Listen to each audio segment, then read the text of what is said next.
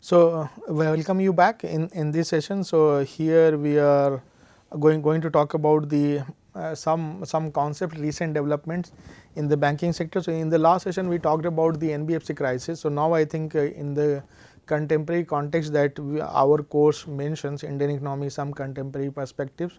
So, I think I have been able to give you some kind of background about the India's banking sector crisis, then NBFC crisis. Now we will be focusing on the financial inclusion part, but before that we have one new topic being discussed, because after the unfolding of the Indian banking crisis there is a whole lot of talk and debate about there are some new terms which have come up. So, as an economics students and even those who are going to prepare for civil services or even competitive examination, they should be reading about and they might be knowing it, but I will just give you some introduction about the PCA framework.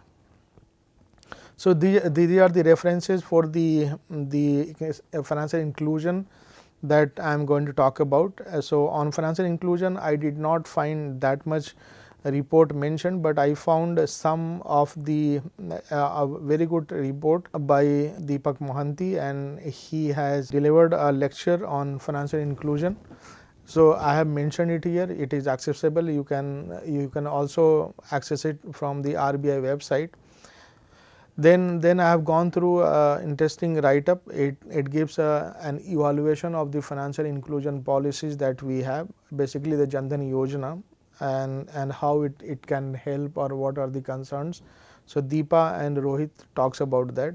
Then I have also gone through the economic survey. So, in economic survey you will find that one portion sometime they highlight about these efforts of the government, because these are the flagship programs of the Indian government and they are trying. And then I have referred Suri, one textbook that mentions about the financial inclusion.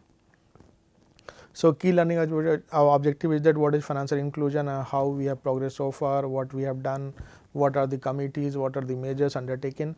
So, since it is a very vast topic and if you get into the microfinance domain, then it becomes really vast. So, I may not be able to cover up everything in 25 minutes lecture or half an hour lecture, but I will try to cover as much as possible, and I hope that this will be sufficient. If somebody will ask you what is the financial inclusion process that we have in India, at least you will be able to tell something about that. And if you are appearing for examinations and for competitive examination, then if it is being asked, then you will be able to elaborate in detail about this. So, this is the underlying objective of this particular lecture. Though financial inclusion it is still in the beginning phase, and we have done in some areas, especially the microfinance finance institutions have done well, but there are associated concerns, and these financial institutions are now in the limelight for not for all good reasons, but sometimes for bad reasons also. So, we will be discussing all those concerns in the next 25 or 30 minutes, and I will be also giving you some figures or recent data that we are going to talk about. So, let us start. So, here we are. So, this is not part of the financial inclusion. This is one topic which I thought it is important that you should be knowing. So, because you may be asked what is called prompt corrective action. So, once I say prompt corrective actions, it is normally called as PCA. So, once we had the Indian banking crisis in 2016, it started in February 2016. At that time the regulators had a tough time. So, Reserve Bank of India had a tough time, because every bank was asking for support from the government, because these banks were mostly from the public sector domain, and public sector banks had in earlier segments had the impression that whatever we do, we are going to be safeguarded by the government, because that is the safety wall is attached with the public sector banks. But after 2016, when the overall banking sector outlook was really low, at that time for the central bank it became really difficult to give money to every bank. So, they had gone for some kind of standardization, some kind of grading based on the indicators that they thought that it is appropriate to rate. So, they had rated the bank based on certain requirements, certain indicators, parameters, and then based on that they had given the support. So, the banks which had a relatively better health than the worst one. So, in terms of preference, this particular bank was given some kind of stimulus package relief, so that this particular bank can be safeguarded. And then from the idea, then we had the merger of banks that we have seen in 2020, how we had gone for the merger of banks, Allahabad bank and all others are being merged. So, that I will be also taking 2 minutes, spending 2 minutes time, or otherwise you can also. So, this also resulted in that the banks which are not doing good or there is no hope of recovery. So, it is better that we should be investing money in the banks which are, and it also depends upon the size of the bank. So, for example, if SBI is in trouble, then we cannot ignore SBI, because then we will be having the systemic risk component. So, that we have discussed. So, the macro potential risk will come into picture and it will be very difficult to restore the confidence in the banking sector. So, RBI had rated all these banks on 3 parameters. One was capital ratios, then second was asset quality, and third was profitability. Leverage is also added, because leverage comes under the tier 1 capital, so under Basel requirement. So, the capital ratios, the norms was that the banks which had the capital to risk weighted assets ratio, risk weighted asset ratio means some assets, which means that loans and all will be collateralized, non collateralized, so there are different types. So, there is a weighted, so weights are given based on the risk profile of those exposures, right. So, those advances. So, the capital to risk weighted asset ratio CRAR of more than 7.75%, but less than 10.25%, it was categorized as number 1. So, threshold 1 they had given. Those banks which had the CRAR in the range of 6.25% to 7.75%, they were rated in threshold level 2. And if the bare minimum, which means that it falls below 3.625, then it was rated as threshold 3. So, all this criteria becomes important. So, maybe you will be asked that what is the threshold criteria for the banks falling at the capital ratio or CRAR. Then you can simply mention that the banks which had the CRAR ratio of 6.25 to 7.75, it falls in the category of capital ratios, and this can be examined in, if you are economics student and if you want to take assignment on this, then you can also try and look from the perspective of the Basel requirement, Basel II requirement, that what is the required and how in other countries it has been done. And then you can also, if you have the data to work out, you can also do some kind of empirical analysis, finding out that whether this particular indicator is sufficient to cover or to analyze the bank, or there are certain other things.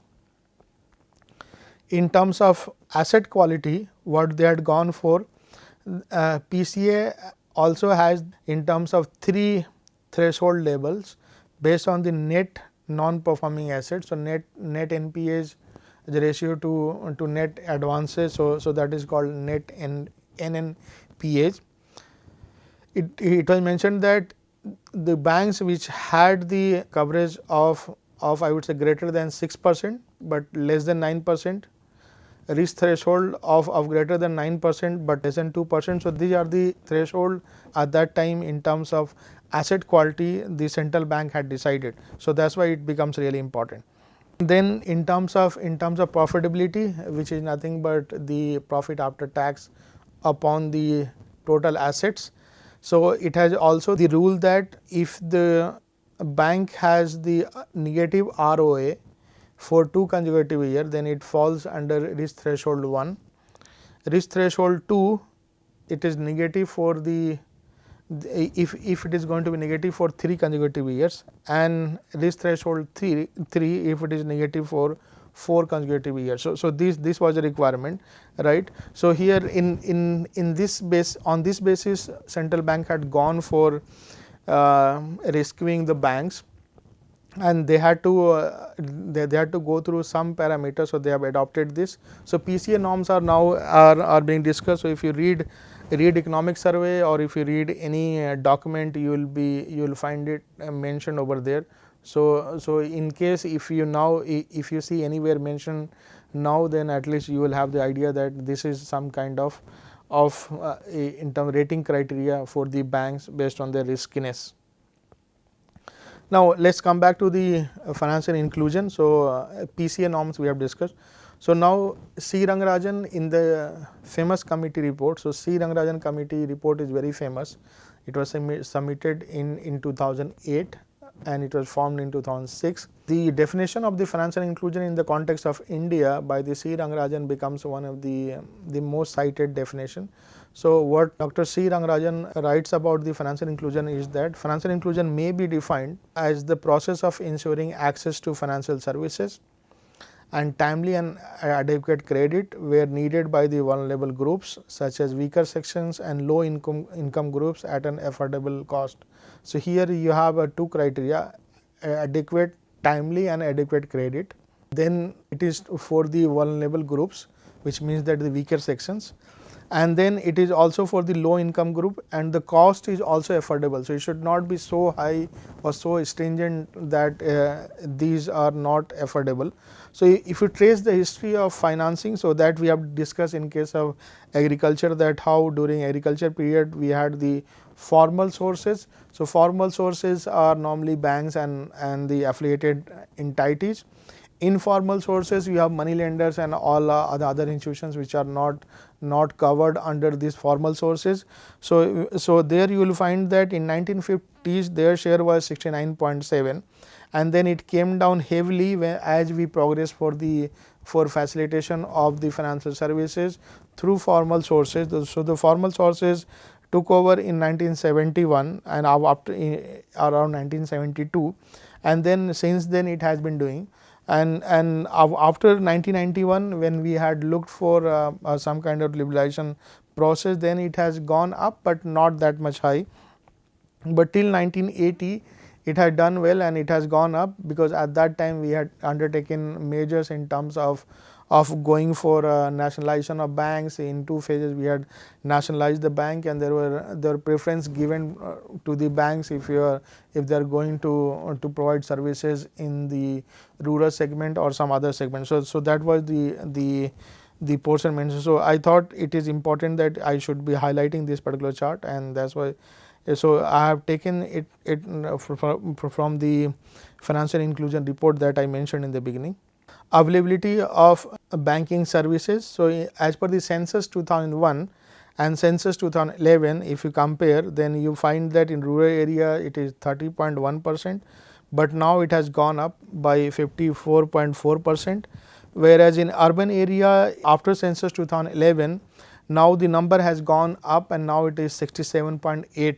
So this is one improvement that we can say, that as compared to 2001 it was 49.5, which almost 50% we had covered the financial inclusion process in the urban areas, but in rural area it was just around 30. So this means that we are now progressing, but progress is not that high. We in 10 years of time we have just achieved, we have gone by just 24, and here in the case of urban now we are almost 68. So overall in India, if you see, then in terms of banking services we have 58.7% population covered, but not all. So there is a whole lot of need to focus on the banking services, so that even the population or the masses which are at the margin, they should also have the access to financial services. Branches of scheduled commercial banks, if you see in terms of rural, semi-urban, urban and the metropolitan, you will see that in March 2006 it was 10,971 in case of metropolitan. Now it has gone to 17,844. Then we had 11,864 for the urban. Now we have 19,000. But for the rural we have 30,000 by March 2006.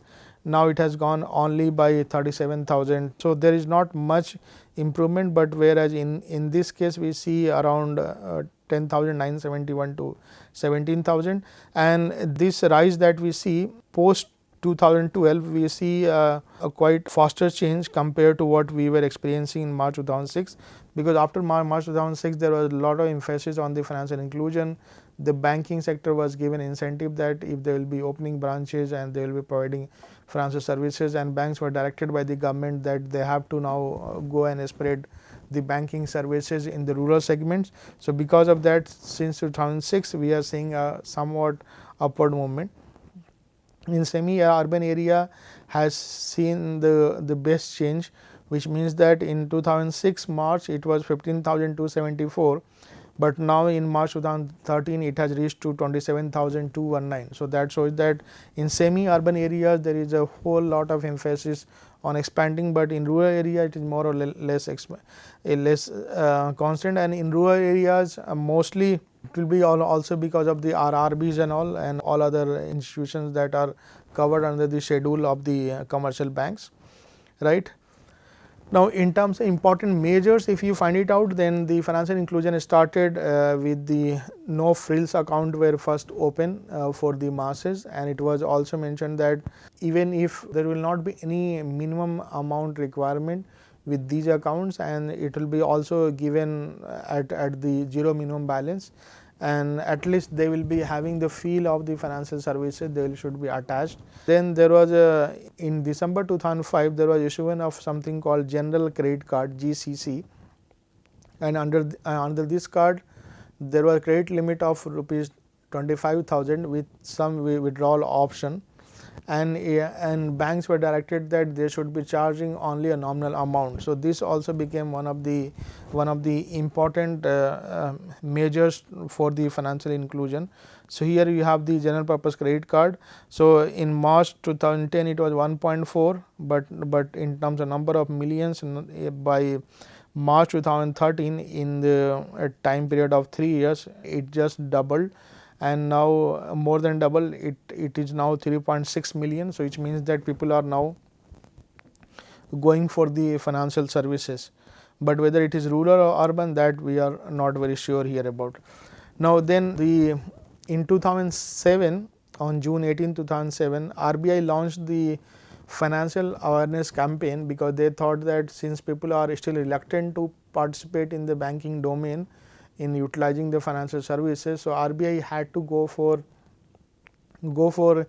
a interpretation of simple banking rules, the benefit of banking rules in different languages, and for the first time a multilingual website was developed in 13 regional languages, Indian languages, and then it also highlighted the major concerns that the commoners were having about the banking services, and it was a simple financial education and awareness program. So that is what is important.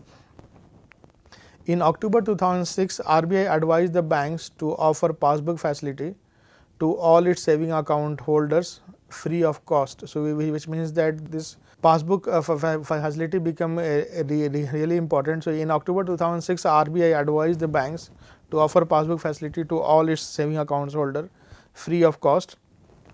Then we had in June 26, 2006, a major development was taken, and then at that time we had set up a committee, and this committee was set up under Dr. C. Rangarajan, and it is also known as the Financial Inclusion Committee of C. Rangarajan, because this committee was for the first time had gone for complete overhaul of the financial inclusion process, and it has given a new guideline for the expansion of the financial inclusion. So the committee found that Indian had about 51.4% households financially excluded from both formal informal sources. Committee had also recommended to set up an Indian rural finance inclusion plan, which means that if you want to bring the rural masses into the banking and financial services, then it is better that you should have some kind of exclusive plan covering only those segments, with a target to providing access to comprehensive financial services to at least 50%, which means that about 55.77 million by 2012 to financially excluded rural households. So, this plan, National Rural Financial Inclusion Plan, was there, and these regional rural banks that we have already mentioned about, the RRBs, that were set up in 1975. It was also recommended that they should at least add 250 rural household per annum, and if the RRBs will add 250 unbanked people in per branch and per year, then that will also give boost to what is called National Rural Financial Inclusion Plan. The committee also recommended to set up a national mission on financial inclusion. So, this was the NAMFI, which will have representation from the public, private, NGOs, and also for the first time the self-help groups were given importance. Microfinance institutions were given importance, that how they can become part of the financial inclusion process. So, C. Rangarajan committee is one of the important committees to which has given a proper shape to the financial inclusion process that India was trying to implement, and that's why it is important that we should be focusing on this report. Then there were recommendations for commercial banks. So, additions of 250 financially excluded household per annum in each rural semi-urban branches per year. They had also gone for opening of the in whatever the bank branches that they were opening in different districts, that was also there in the next 3 years. Customization of financial product, which because this financial inclusion product is not, or in the financial inclusion process we are going to mainly cover the low income class or low middle income class. So, it is better that we should customize the financial product according to their need and requirement, so that the banking services there will be easy acceptability of the banking services, and the rate of interest and certain extra costs that we have, it should be attached with that, so that it should at least looks like that there is a facilitation process, and it should not be a somewhat exploitative process that they are being misguided or cheated in the name of some innovative product. So, that was the important recommendation of this committee. Simplification of agriculture credit, whatever rules and regulations we have. So, this committee had recommended that there should be simplification of rules for agriculture credit. If the farmer is coming and they have some concerns about the agriculture credit, then the financial institution should be able to help. They should also have a different set of product customized according to their need, short term, long term, for 1 or 2 months, and if they feel that it is going to be a time consuming, then they should think about how they can reduce and provide the timely financial support to the farmers. Recommendation for RRBs was that it should not be merged to a commercial bank or any bank. They should have their own identity, because their penetration rate is quite high in the rural segment. People have experienced their services, they have better faith, and the mechanism is also sorted and accepted. So, it is better that RRB should continue, and these schemes that were recommended for commercial bank, RRB should also take over and provide services to the rural masses. Other recommendations were in terms of encouragement of the self-help groups. So, self-help SHGs that we call it, self-help groups. These are the voluntary organizations operating in different parts of the country, especially the semi-urban and the rural areas. So, there if you have a group of male and female participating in certain activities, and if they need some amount of cash, then in the name of society or something, it can be facilitated. Then there was also a special provision, a recommendation for the promotion of microfinancial institutions. So, for the first time MFIs were given importance, and in terms of if you see in terms of the ATM networks by population group, then you find that rural, semi-urban, everywhere we see some kind of movement from March 2010 to March 2011, and that is why it shows that the financial inclusion process has progressed well, and there is a whole lot of effort to to improve the services provided by these institutions. Then we had microfinance institutions. So my microfinance institutions had played very important role, and they are also part of the in terms of growth process, I would say. So here in terms of growth process, my microfinance institutions are important because microfinance institutions started in some part of Andhra, Karnataka, and even some other states. Recently I read in newspaper that in certain parts of the country, mostly Karnataka and even in Assam, people are not very happy with the microfinance institution. So since 2005, this so microfinance institutions were functioning in a not very formal way but informal way, and in most of the cases it was found that it is not for profit. So most of the not for profit MFIs were converted into for profit NBFCs, meaning non-banking financial companies, and many had entered into the micro credit business, which means that if a small shopkeeper or a small businessman is looking for some small financial help, then these institutions will be involved in facilitating those service demand. Now in about 5 years time, the size of microcredit lending had crossed almost 20,000 crore rupees. Then in microfinance industry, trouble started when there were high defaults reported in the event of the domestically driven situations, and in certain part of the rural segments, especially in Andhra and even in Karnataka to some extent, there were a lot of default cases, and as a result these microfinance institutions were found involved in exploitative behavior, and as a result this became one of the important issues to be discussed at that time.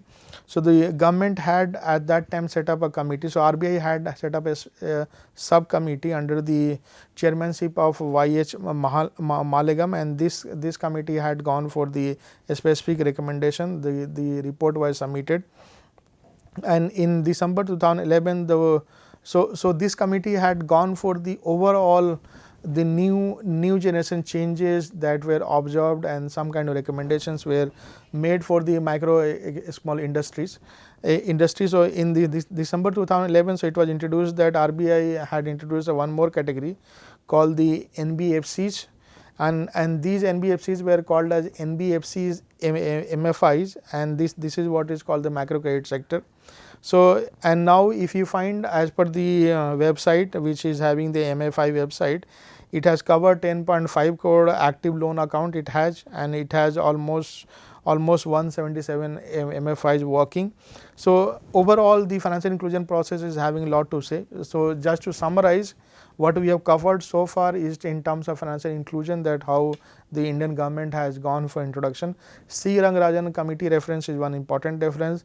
Malegam committee report will give you the complete idea that what were the problems, and if you just search about the, as I mentioned about the Assam case and Karnataka, there is still a lot of resentment in the rural masses about the exploitative behavior of the microfinance institutions, and it has still become it has not been accepted everywhere in the same way that we see in terms of progress. So this is what I wanted to say in this class. In some of the segments of this microfinance institution I will be covering in the next session. Thank you so much.